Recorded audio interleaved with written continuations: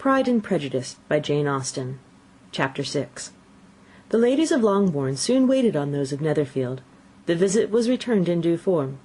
Miss Bennet's pleasing manners grew on the goodwill of Mrs. Hurst and Miss Bingley, and though the mother was found to be intolerable, and the young sisters not worth speaking to, a wish of being better acquainted with them was expressed towards the two eldest. By Jane this attention was received with the greatest pleasure, but Elizabeth still saw superciliousness in their treatment of everybody, hardly excepting even her sister, and could not like them, though their kindness to Jane, such as it was, had a value as arising, in all probability, from the influence of their brother's admiration. It was generally evident whenever they met that he did admire her, and to her it was equally evident that Jane was yielding to the preference which she had begun to entertain for him from the first, and was in a way to be very much in love. But she considered with pleasure that it was not likely to be discovered by the world in general, since Jane united, with great strength of feeling, a composure of temper and a uniform cheerfulness of manner which would guard her from the suspicions of the impertinent. She mentioned this to her friend Miss Lucas. "It may perhaps be pleasant," replied Charlotte, "to be able to impose on the public in such a case, but it is sometimes a disadvantage to be so very guarded. If a woman conceals her affection with the same skill from the object of it, she may lose the opportunity of fixing him, and it will then be but poor consolation to believe the world equally in the dark. There is so much of gratitude or vanity in almost every attachment that it's not safe to leave any to itself. We can all begin freely, a slight preference is natural enough, but there are few of us who have heart enough to be really in love without encouragement. In 9 cases out of 10, a woman had better show more affection than she feels. Bingley likes your sister undoubtedly, but he may never do more than like her if she does not help him on." "But she does help him on, as much as her nature will allow. If I can perceive her regard for him, he must be a simpleton indeed not to discover it too." "Remember, Eliza, that he does not know Jane's disposition as you do." "But if a woman is partial to a man, and does not endeavour to conceal it, he must find it out." "Perhaps he must, if he sees enough of her. But though Bingley and Jane meet tolerably often, it is never for many hours together, and as they always see each other in large mixed parties, it's impossible that every moment should be employed in conversing together. Jane should therefore make the most of every half hour in which she can command his attention. When she is secure of him, there will be more leisure for falling in love as much as she chooses." "Your plan is a good one," replied Elizabeth, "where nothing is in question but the desire of being well married, and if I were determined to get a rich husband, or any husband, I dare say I should adopt it. But these are not Jane's feelings. She is not acting by design. As yet she cannot even be certain of the degree of her own regard, nor of its reasonableness. She has known him only a fortnight. She danced 4 dances with him at Meryton. She saw him one morning at his own house, and has since dined with him in company 4 times. This is not quite enough to make her understand his character." "Not as you represent it. Had she merely dined with him, she might only have discovered whether he had a good appetite. But you must remember that 4 evenings have also been spent together, and 4 evenings may do a great deal." "Yes, these 4 evenings have enabled them to ascertain that they both like vingt un better than commerce. But with respect to any other leading characteristic, I do not imagine that much has been unfolded." "Well," said Charlotte, "I wish Jane success with all my heart, and if she were married to him to-morrow, I should think she had as good a chance of happiness as if she were to be studying his character for a 12-month. Happiness in marriage is entirely a matter of chance. If the dispositions of the parties are ever so well known to each other, or ever so similar beforehand, it does not advance their felicity in the least.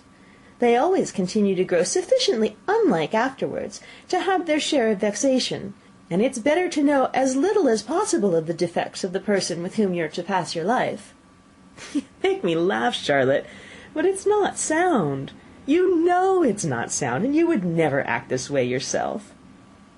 Occupied in observing Mr. Bingley's attentions to her sister, Elizabeth was far from suspecting that she was herself becoming an object of some interest in the eyes of his friend. Mr. Darcy had at first scarcely allowed her to be pretty. He had looked at her without admiration at the ball, and when next they met, he looked at her only to criticize. But no sooner had he made it clear to himself and to his friends that she hardly had a good feature in her face, than he began to find it was rendered uncommonly intelligent by the beautiful expression of her dark eyes. To this discovery succeeded some others equally mortifying. Though he had detected with a critical eye more than one failure of perfect symmetry in her form, he was forced to acknowledge her figure to be light and pleasing, and in spite of his asserting that her manners were not those of the fashionable world, he was caught by their easy playfulness. Of this she was perfectly unaware. To her he was only the man who made himself agreeable nowhere, and who had not thought her handsome enough to dance with. He began to wish to know more of her, and as a step towards conversing with her himself, attended to her conversation with others. His doing so drew her notice. It was at Sir William Lucas's, where a large party were assembled. "What does Mr. Darcy mean," she said to Charlotte, "by listening to my conversation with Colonel Forster?" "That's a question which Mr. Darcy only can answer. But if he does it any more, I shall certainly let him know that I see what he's about. He has a very satirical eye, and if I do not begin by being impertinent myself, I shall soon grow afraid of him." On his approaching them soon afterwards, though without seeming to have any intention of speaking, Miss Lucas defied her friend to mention such a subject to him, which immediately provoking Elizabeth to do it, she turned to him and said, "Did you not think, Mr. Darcy, that I expressed myself uncommonly well just now, when I was teasing Colonel Forster to give us a ball at Meryton?"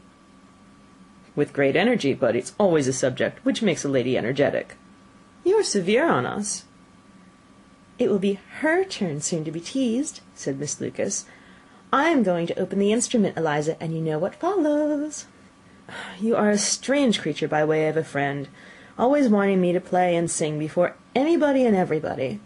If my vanity had taken a musical turn, you would be invaluable, but as it is, I'd really rather not sit down before those who must be in the habit of hearing the very best performers." On Miss Lucas's persevering, however, she added, "Very well, if it must be so, it must," and gravely glancing at Mr. Darcy, "There's a fine old saying, which everybody here is of course familiar with, 'Keep your breath to cool your porridge,' and I shall keep mine to swell my song." Her performance was pleasing, though by no means capital. After a song or two, and before she could reply to entreaties of several that she would sing again, she was eagerly succeeded at the instrument by her sister Mary, who, having, in consequence of being the only plain one in the family, worked hard for knowledge and accomplishments, and was always impatient for display. Mary had neither genius nor taste, and though vanity had given her application, it had given her likewise a pedantic air and conceited manner, which would have injured a higher degree of excellence than she had reached. Elizabeth, easy and unaffected, had been listened to with much more pleasure, though not playing half so well, and Mary, at the end of a long concerto, was glad to purchase praise and gratitude by Scotch and Irish airs, at the request of her younger sisters, who, with some of the Lucases and 2 or 3 officers, joined eagerly in dancing at one end of the room. Mr. Darcy stood near them in silent indignation at such a mode of passing the evening, to the exclusion of all conversation, and was much too engrossed by his thoughts to perceive that Sir William Lucas was his neighbour, till Sir William thus began: "What a charming amusement for young people this is, Mr. Darcy! There's nothing like dancing, after all. I consider it as one of the first refinements of polished society." "Certainly, sir, and it has the advantage also of being in vogue amongst the less polished societies of the world.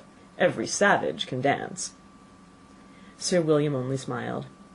"Your friend performs delightfully," he continued after a pause, on seeing Bingley join the group, "and I doubt not that you are an adept in the science yourself, Mr. Darcy." "You saw me dance at Meryton, I believe, sir?" "Yes, indeed, and received no inconsiderable pleasure from the sight. Do you often dance at St. James's?" "Never, sir." "Do you not think it would be a proper compliment to the place?" "It is a compliment which I never pay to any place, if I can avoid it."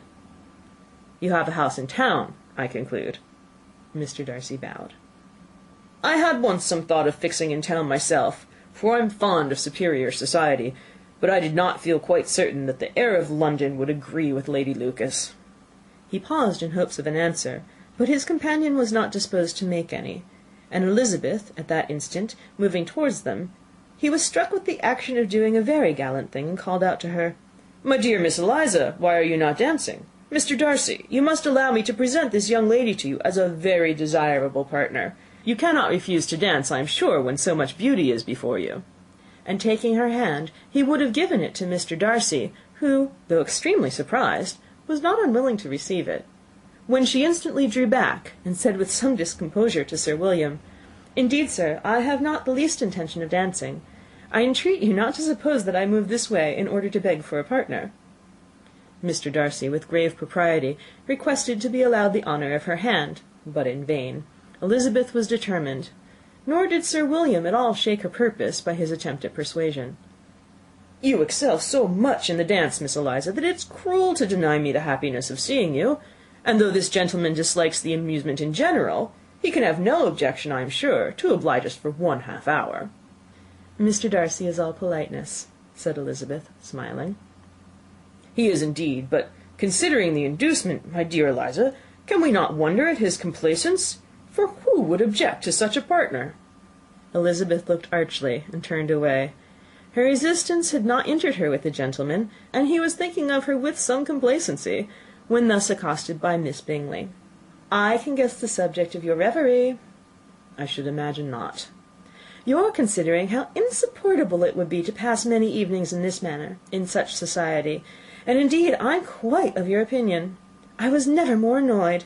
The insipidity, and yet the noise, the nothingness, and yet the self-importance of all these people. Oh, I would give to hear your strictures on them."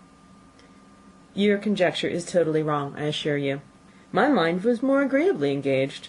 I have been meditating on the very great pleasure which a pair of fine eyes in the face of a pretty woman can bestow." Miss Bingley immediately fixed her eyes on his face, and desired he would tell her what lady had the credit of inspiring such reflections. Mr. Darcy replied with great intrepidity, "Miss Elizabeth Bennet." "Miss Elizabeth Bennet!" repeated Miss Bingley. "I am all astonishment. How long has she been such a favourite? And pray when am I to wish you joy?" "That is exactly the question which I expected you to ask. A lady's imagination is very rapid. It jumps from admiration to love, from love to matrimony, in a moment. I knew you would be wishing me joy." "Nay, if you are serious about it, I shall consider the matter is absolutely settled. You'll be having a charming mother-in-law indeed, and of course she will always be at Pemberley with you." He listened to her with perfect indifference while she chose to entertain herself in this manner, and as his composure convinced her that all was safe, her wit flowed long. Chapter 6. Read by Krista McQuillan, Tokyo, Japan, November 7th, 2005.